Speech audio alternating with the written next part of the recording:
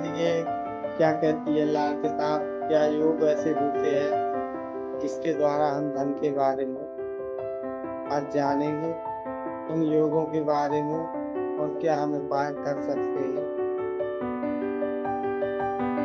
इस सब विषय में हम चर्चा करेंगे। तो देखिए, रुपया पैसा तो जो भी हमारी लिक्विड मनी है, जो हमारा नगद पैसा है, जो हमारी जेब में रहता है, उस वो हमारा चंद्रमा से संबंधित है। और जो हमारे जीवन में बैंक बैलेंस है, सुख सुविधाएं हैं, जो लग्जरी है, वो हमारा शुक्र से संबंधित है। रुपया पैसा है और उसकी रखवाली करने वाला कौन है? शनि।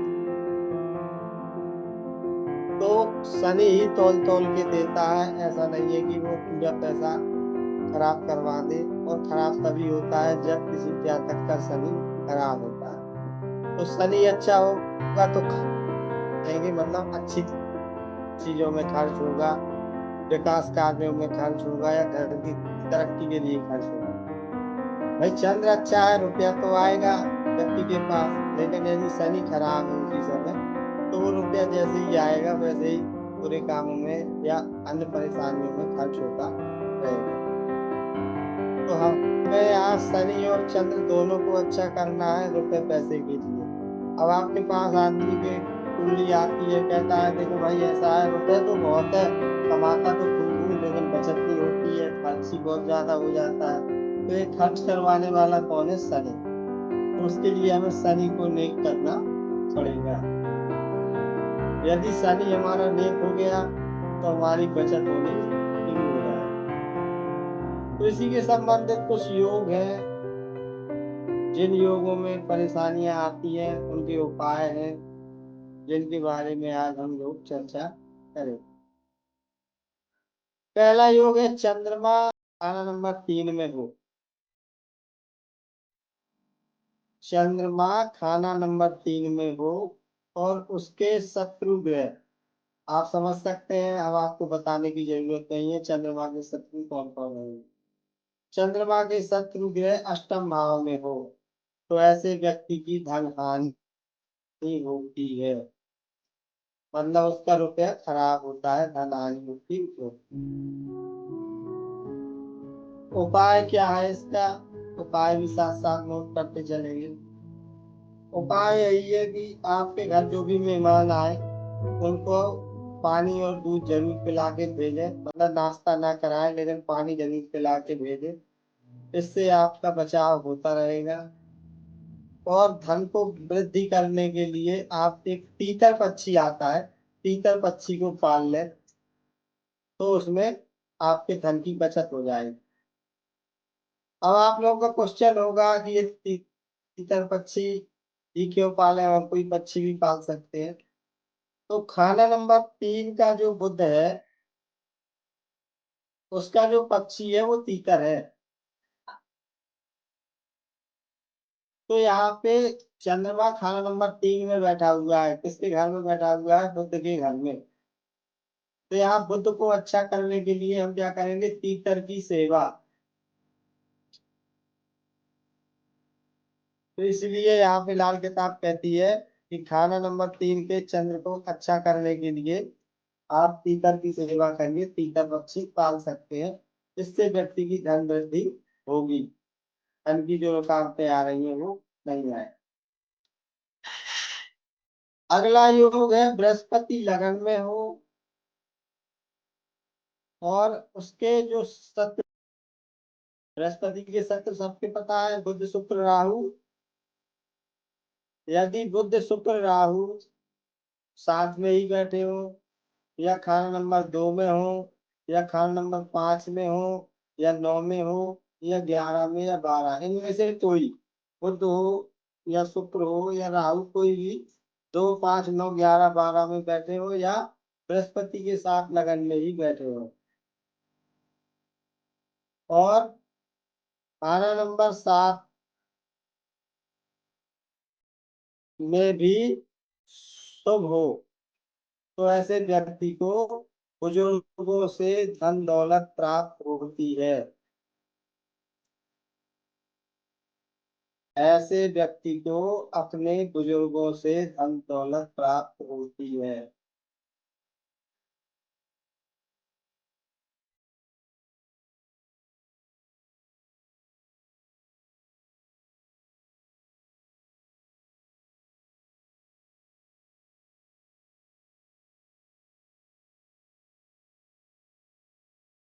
अगला योग है बृहस्पति खाना नंबर 6 और बुध खाना नंबर 12।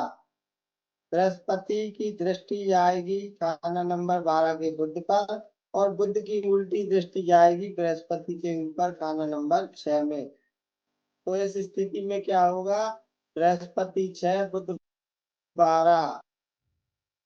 तो जब भी बृहस्पति का समय आएगा, यानी 16 से 19 वर्ष की आयु में, पिता का धन नाश होगा, पिता का धन खराब होगा, या पिता का धन नाश होगा, धन नष्ट होगा।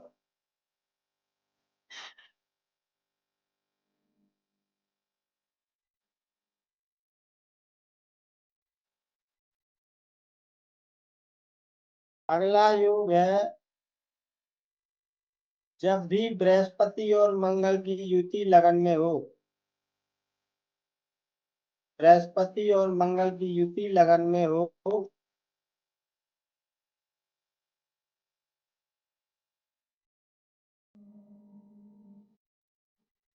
तो ऐसा व्यक्ति धनवान होगा।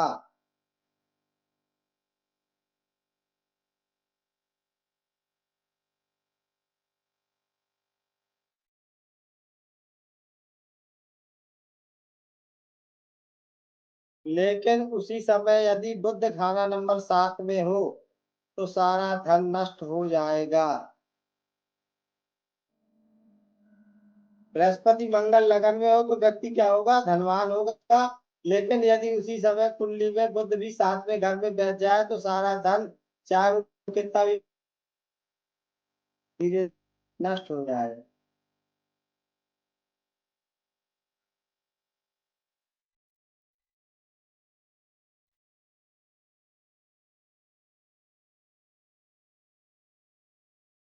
अगला राजयोग है बृहस्पति खाना नंबर 2, बुध खाना नंबर 8 और शनि खाना नंबर 10। जिसके बृहस्पति 2 हो, बुध 8 हो और शनि 10 में हो, तो ऐसा व्यक्ति बहुत अधिक धनवान होगा।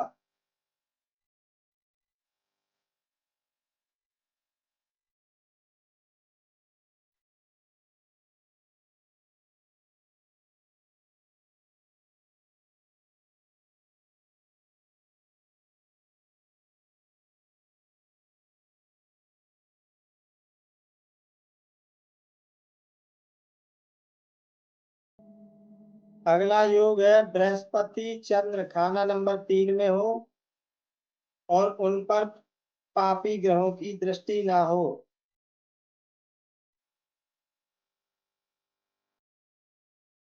तो ऐसा व्यक्ति धनवान होगा और समाज में उसका नाम भी होगा।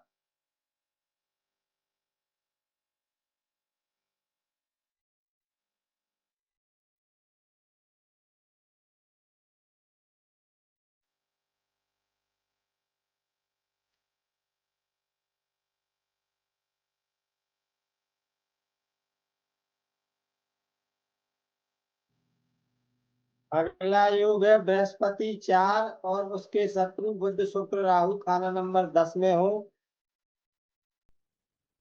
बृहस्पति 4 बुध शुक्र राहु में से कोई भी खाना नंबर 10 में हो, तो ऐसे व्यक्ति के धन की हानि होती है और सम्मान भी को धक्का लगता है। मतलब मान सम्मान भी चला जाता है और धन हानि भी होती है।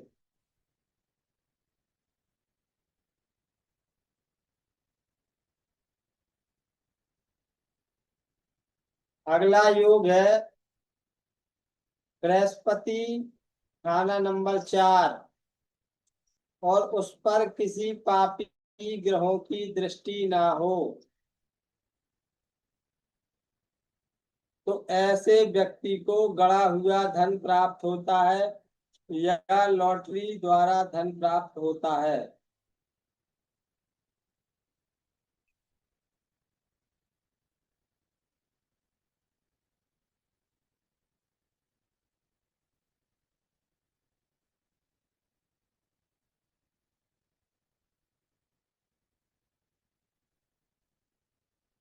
अगला योग है बृहस्पति चंद्र खाना नंबर 4 में हो जिस जातक के, तो ऐसा व्यक्ति जन्म से ही धनवान होता है। मतलब उसका ऐसे घर में जन्म होता है जहाँ खूब रुपया पैसा होता है।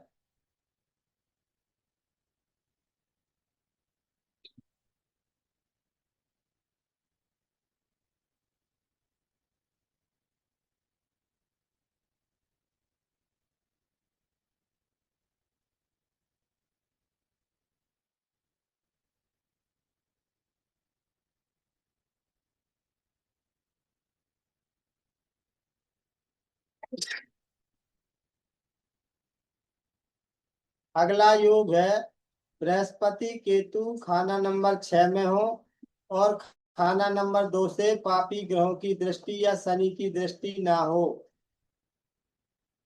तो भी ऐसा व्यक्ति धनवान होता है।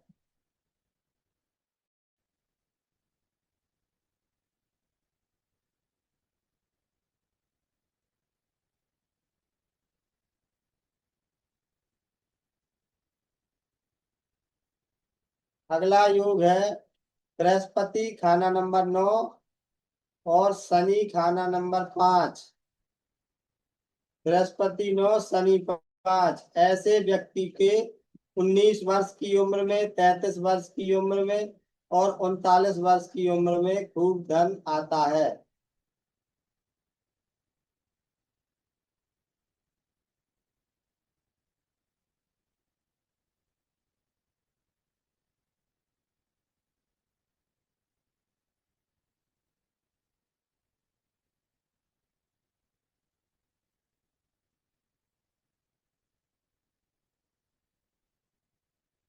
अगला योग है बृहस्पति चंद्र खाना नंबर 10 में और बुध या राहु खाना नंबर 4 में हो, तो ऐसे व्यक्ति के पिता दादा कितना ही धन कमा के छोड़ जाए, ऐसा व्यक्ति सारे धन को नष्ट कर देता है। बृहस्पति चंद्र खाना नंबर 10, बुध राहु खाना नंबर 4।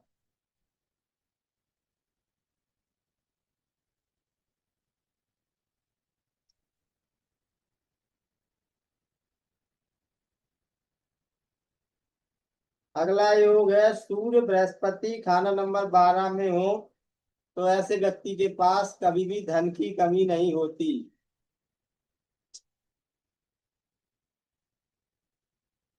सूर्य बृहस्पति खाना नंबर 12 में हो तो जातक के पास धन की कमी नहीं होती।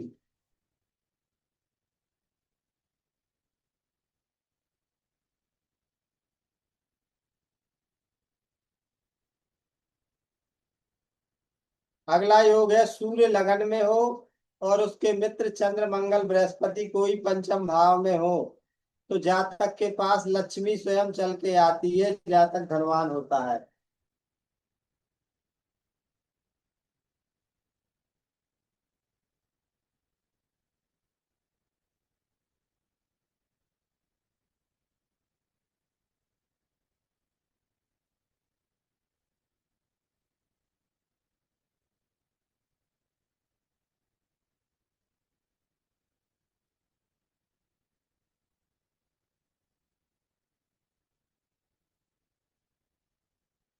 अगला योग है जिस किसी भी जातक का सूर्य खाना नंबर 4 में हो,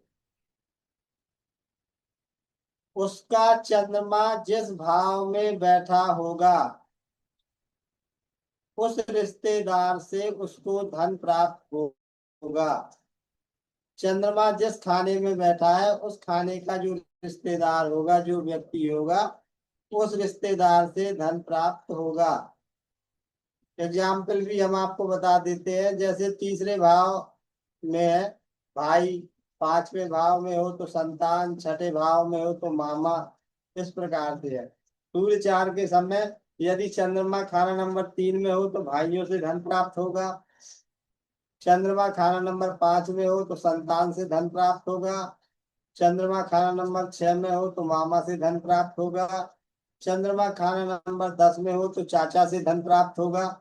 इस प्रकार से आप इन सब ग्रहों के रिश्तेदार खाना नंबर 7 में हो तो खाना नंबर 7 हमारे ससुराल का भी है, तो हमारे ससुराल से धन प्राप्त होगा। इस प्रकार से आप अंदाज लगा सकते हैं।